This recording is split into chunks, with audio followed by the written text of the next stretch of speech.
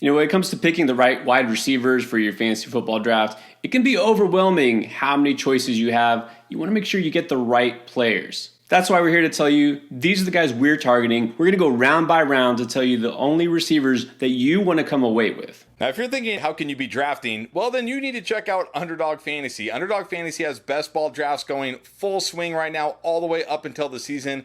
They have drafts ranging from $4 to $500 with prize pools ranging from $100,000 to $15 million.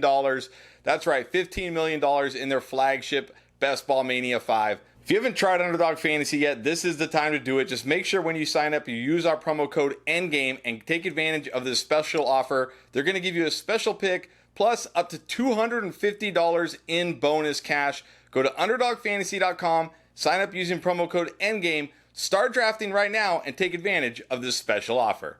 Now, as soon as your draft kicks off in round one, you're going to see a ton of choices here. 9 of the first 12 players drafted on average are wideouts. They are CeeDee Lamb, Tyreek Hill, Justin Jefferson, Jamar Chase, Amon-Ra St. Brown, Puka Nacua, A.J. Brown, and Garrett Wilson. Chris, is there a certain player there that you really covet more than another? Is there anybody you're actually trying not to draft? I wouldn't say there's anybody I necessarily covet more than the others. I don't necessarily agree with the order they're being drafted in, but I think all these guys would be fantastic as your wide receiver one. I will say the one guy I'm a little nervous about is A.J. Brown. I'd prefer to get him in the second round if possible. I know A.J. Brown has those tremendous weeks throughout the season, but he also has those stretches where it feels like he's doing nothing for your fantasy team. So he's a guy I'd prefer more in the early second, but really any of these guys as my wide receiver one would be just fine. Yeah, I don't think anybody here makes me nervous. I will say if you get to choose, and you don't always get to choose your draft order, but I would prefer a top 5 pick or at least top 6. I want to get one of those elite top tier receivers because honestly, I think there is a little bit of a difference between the first 5 wideouts in this list and the next couple who remains to be seen if they are for sure going to be wide receiver ones in fantasy. But other than that, I'm happy with pretty much any of them. And I think even at the very end of round one, if you manage to get the last one here, Garrett Wilson, I would be pretty happy with that too. Now in the second round, just as many wideouts are being taken, looking at Underdog's current ADP, and you have Marvin Harrison Jr., Drake London, Chris Olave, Brandon Ayuk, Devontae Adams, Nico Collins, Deebo Samuel, Mike Evans, and Jalen Waddle, all with an ADP right now in round 2. So with all of these choices on the board, who are you reaching for more or less? Yeah, the dreaded round 2 where it feels like very few guys belong in this round, but somebody has to get picked. I'll say right off the bat, Marvin Harrison Jr., Drake London, Chris Olave, Brandon Ayuk, no problem drafting them in the second round. I feel like they belong there. And then I'll say guys like Deebo Samuel, Mike Evans, and Jalen Waddle, I'd prefer to get them in the third round if possible, but at the same time, if I'm at the end of the second round and they're the best available wide receivers, I'm fine with them as well. The 2 guys I am not taking in the second round are Devontae Adams and Nico Collins. I've talked about Devontae Adams many times this offseason. Wasn't even that great last year. How is he going to be better this year? He's older. The offense didn't improve. The quarterback situation didn't improve. I think Adams will be fine. I don't think he's going to be an outright bust, but I don't think he's going to be worth a second rounder. And I know Nico Collins was fantastic last year, especially down the stretch. But remember, most of that was with Tank Dell hurt, where they had no other wide receivers. Tank Dell should be ready, and they added Stephon Diggs. I also feel like second round is too soon for him. Well, the one thing that jumps out here in round 2 is you get 2 49ers receivers, and you think in that offense, that's almost a no-brainer, right? You can take either guy. But you've got to wonder, with all the noise this offseason, I don't think either guy does get traded or anything like that. It would have happened if it was going to happen. But you can't just ignore the fact they took a receiver in the first round and then another in the fourth round, and they re-signed Juwan Jennings, one of their depth receivers. I mean, there's something brewing here. And look, what I talked about is the guy who I'm most nervous about reaching in round 2 is Deebo Samuel, because I feel like he's being drafted, honestly, at his ceiling. His breakout season, where he was one of the best receivers in all of fantasy, was because he was used as a running back as well. So I think there's just a lot of risk versus potential reward here with Deebo. Ayuk, I'd prefer at the end of round 2, which means I'm probably not going to get him as much as some other people. Same thing with Nico Collins. I still feel like he is the number 1 receiver in Houston, but I also feel like he belongs more in early round 3. But as far as everyone else here, I will say more often than not, even though there is some risk with all of these receivers, counting on them as your number 1 receiver if you didn't take one in round 1, more often than not, that's where I'm going, because once those first few running backs are off the board, I'm probably going to go with one of these guys.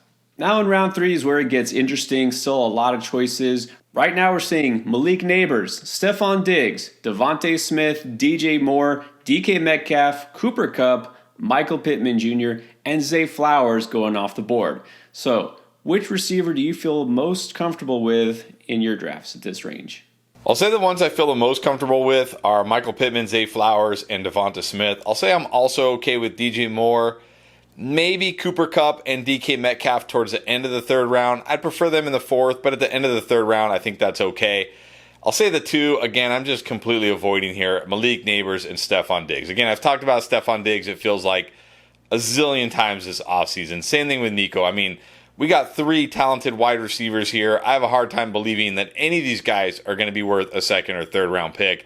And then Malik Neighbors, love the talent, love the prospect, hate the situation. Daniel Jones, nah, no thanks. I'm not wasting an early 3rd round pick on a wide receiver tied to Daniel Jones. I couldn't agree more. The first 2 receivers going in round 3 are the last 2 I would consider taking because of the situation.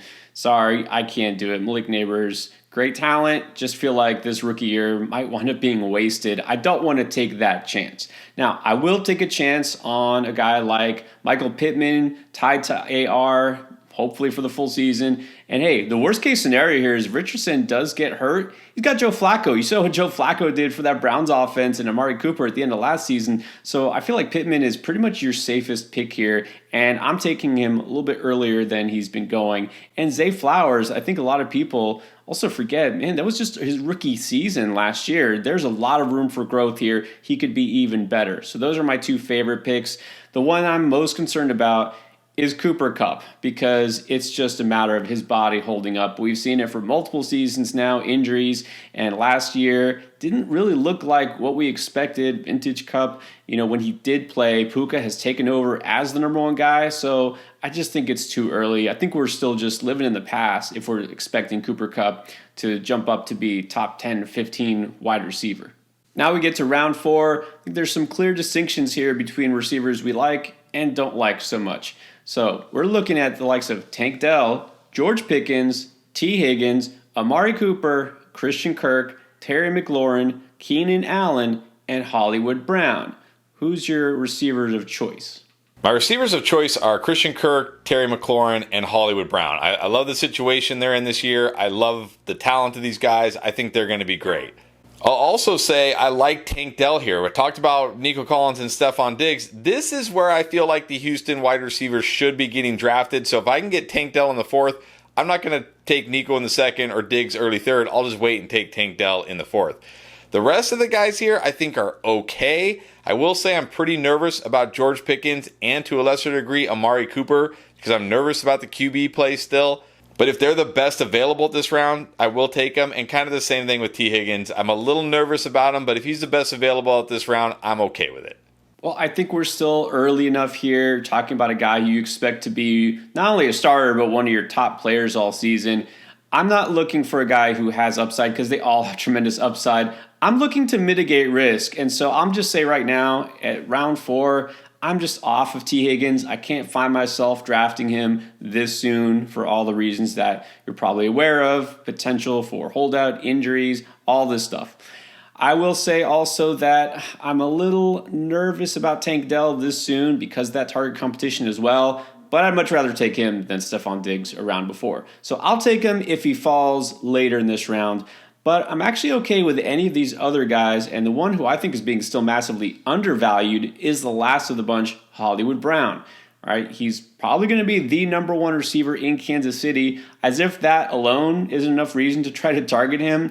We have to realize that his competition, Rashee Rice, still very much up in the air what's going to happen with him. But I just think Hollywood Brown is a better receiver than Rashee Rice, and he has more of a vertical element to his game. So I'm taking Hollywood here if he falls. Christian Kirk is the number one receiver in that offense, and I like him as well. So those are probably my two favorite targets. And for some reason, I still can't quit George Pickens, so I'm still taking him, even though I still feel like it's probably too early.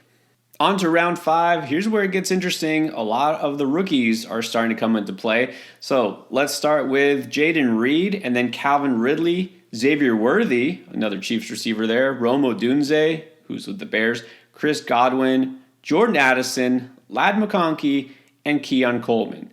So are you going young here? Are you going with a little more experience? Or does it just depend on the team context? No, I think my favorite receiver in this round, honestly, is Ladd McConkey, who's going to fill that Keenan Allen role on the Chargers. I think this is a great spot for him. I also do really like Xavier Worthy because, again, I'm going to gamble on this Chiefs offense. For the same reason I would take Hollywood Brown at the end of the previous round. If I don't get Hollywood Brown, I'll take Xavier Worthy in this round and see if maybe he can develop into that number 1 wide receiver or maybe the 1B wide receiver as the season goes on. And then I also like Chris Godwin to bounce back this year. I've talked about him a few times. Coaching staff talking about using him in the slot more. I think that's going to be great for his fantasy value. As for the rest of the guys, they're just kind of okay for me. I do like Jaden Reed. I like the player, but I feel like this is too early for him. I feel like the Packers are going to be an offense that spreads it out so much this year that it's going to be hard for anybody to be a true wide receiver 1. Calvin Ridley in Tennessee, pretty much no thank you. I love Odunze, but not on the Bears. And then Keon Coleman, Jordan Addison, I'm just pretty much passing on them every draft. Yeah, well, first, when it comes to the rookies here, I will say I'll take a chance on any of them except Keon Coleman. I understand that the landing spot is, in some people's minds, ideal, but for me, it doesn't matter. I'm sticking to my pre-draft evaluation of Coleman, which is that I don't think that he could be a number 1 receiver in the NFL, and I just don't like him as a pro prospect, to be honest. Maybe he'll prove me wrong, but I'll let somebody else find out. But Ladd McConkey, love the fact that he could be the number 1 target for the Chargers, like you said, and then also Worthy will definitely have those big games. Odunze, I like the player. I don't like the fact that he's probably the number 3 receiver in Chicago. I prefer to get a guy like Chris Godwin, who's the number 2 receiver in Tampa and has proven what he can do. So as far as the best value pick here, I think it's Godwin and McConkey. The guy who I think is just going too early. Love the player, but I don't like that Jaden Reed is getting this much hype. So I'm probably taking him a lot less than I want to. Now as we get to round 6, got fewer receivers that are being taken on average as other positions get filled in the draft, but we're seeing DeAndre Hopkins, Jackson Smith-Njigba, Brian Thomas, Deontay Johnson, and Christian Watson off the board. Somebody you're targeting here more or less? Yeah, I think Deontay Johnson is my favorite wide receiver in this round. I just feel like he's so undervalued right now. I get it. He's with Carolina. Bryce Young wasn't great last year, but look, Dave Canales, not only did he save Baker Mayfield's career last year, somebody reminded me that 2 years ago, he was the OC for Seattle, saved Geno Smith's career. Why can't he revive Bryce Young, or at least I shouldn't even say revive Bryce Young. That's not fair. He's only played 1 year. But why can't he get the most out of Bryce Young this year? Deontay Johnson going to get a ton of targets there. And I'm actually willing to gamble on Christian Watson here. If I can get Christian Watson a round later than Jaden Reed, give me that. Because we have seen when Christian Watson is healthy, the kind of upside he has. Yeah, he might not be healthy the whole year, but I'm willing to gamble on it here. As far as the other guys go, like JSN, Brian Thomas, okay, fine if I have to. DeAndre Hopkins, no chance. Wasn't even that good last year. They went out, added Calvin Ridley. I'm not drafting DeAndre Hopkins. Well, I'm with you on both Watson and Deontay Johnson, guys that I'll target every time in this range. But I'm all in on Jackson Smith-Njigba having a big leap forward in his second season under a new offensive coordinator and new head coach. Look, Geno Smith is capable of getting the ball to his receivers. I think there were bigger problems than just him last year. But anyways, I'll take JSN and hope for a bust-out season from him. Hopkins, I think, is fine, but I feel like you're kind of settling here. But I will say this, Brian Thomas, I still just get really nervous. I'm worried about his transition to the pros as far as the way he was used at LSU. So he's one rookie that, although I guess I like better than Keon Coleman, I'm just passing on him every time here. I'd rather take a chance on another young player like JSN.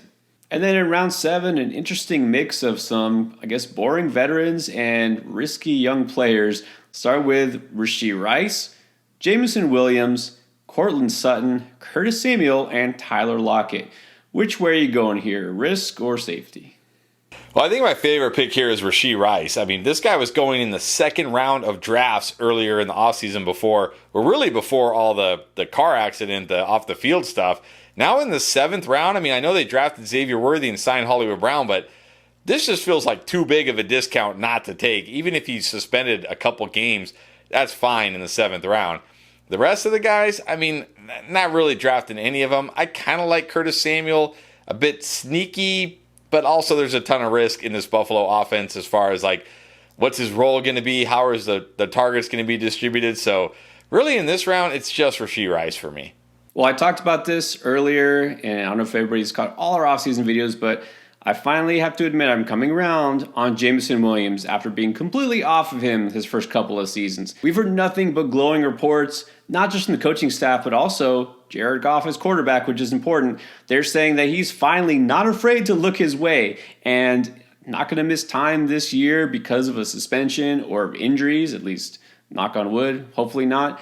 This could be one of those sneaky breakouts that we've been waiting for. So I'm willing to take a chance here because honestly, the other guys really don't get me going. I can pass on Lockett and Samuel. Sutton is just fine, but I feel like, again, I could find more upside here in the middle rounds. And then Rashee Rice, I mean, this is a calculated gamble. If you are in the position where you've built enough equity in your first few rounds here that you feel safe taking Rice, maybe he's like your 4th receiver at this point, I think it's fine. It's worth the risk, but we'll see how that turns out.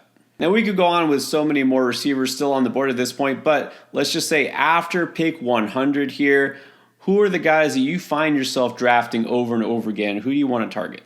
Yeah, let's start with Rashid Shaheed of the New Orleans Saints. I liked him last year as a sleeper, and he had some nice games. I mean, very boom-bust type of guy. But that's kind of what you want in these later round picks, right? We see every year, like, people get excited for players like, Gabe Davis and his handful of huge games every year in MVS or whatever.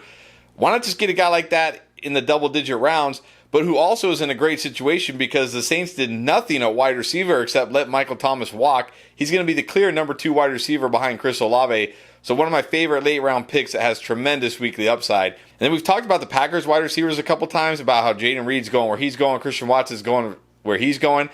I just honestly prefer to wait and get Dontavian Wicks outside the top 100 players. I think he's a good talent. I think he can make a year 2 leap. And I talked about it. I think this offense is going to spread the ball around a lot. I don't think there's a clear-cut number 1 guy here. So I'm just going to wait a handful of rounds and get Dontavian Wicks. And then the last guy I really like, I've talked him up a bunch. If you're really waiting, maybe one of your last picks or maybe even your very last pick, it's Demarcus Robinson of the Rams. You talked about it with Cooper Kupp. He's missed games 2 years in a row. He's over 30 years old. Demarcus Robinson finished the season very strong last year. I think he can maintain that going into this year. And look, if Cooper Kupp does miss more time, he steps in as the number 2 wide receiver in this Rams offense. I think he's a great value. Well, what we're looking for here is not just value in terms of draft pick because, at this point, anything goes, right, in the later rounds. I'm looking for the blend of talent and opportunity. So for the same reason, I'm a little nervous about T. Higgins. I'm all over Jermaine Burton. He was one of my favorite receivers out of this group. And going to Cincinnati, I think it's a great situation because he is in line to supplant Higgins sooner rather than later. And let's not forget, even if Higgins is there for the entire season, he's at the very worst the number 3 target in this offense because this offense now, without Tyler Boyd, remember he's gone, and they just don't even throw to the tight end. They don't pretend to throw to the tight end. So Jermaine Burton will be used a lot. He's got that big play ability. That's what you're looking for. I'm all over Burton. And then Josh Downs was one of our favorite receiver prospects from a year ago. He was actually coming on towards midseason looking good. An injury set him back and then just never really recovered. But also we have to keep in mind he was dealing with Gardner Minshew at quarterback. This offense is just going to be better this year with Richardson there. And then I'm actually going to say, even though I'm off of Malik Neighbors, I'm almost for the same reason on Wan'Dale Robinson. Because what I worry about with Neighbors is he doesn't have a quarterback anymore who can chuck it deep and get him the ball down the field. That's his game, right? He's a vertical threat. I'm not that worried about Wan'Dale Robinson getting those dinks and dunks and getting about 6 or 7 targets per game because he's basically going to serve as the check down here in this offense. They don't have Saquon Barkley anymore to catch those dump offs. I think Robinson will wind up being kind of a volume monster in this probably still anemic Giants offense, and he's dynamic with the ball in his hands. So I think he might wind up being a nice bargain. Now you know which receivers we're targeting in every round of fantasy drafts. What about the top 10 must-have players that you just need, period? We already broke that down for you right here.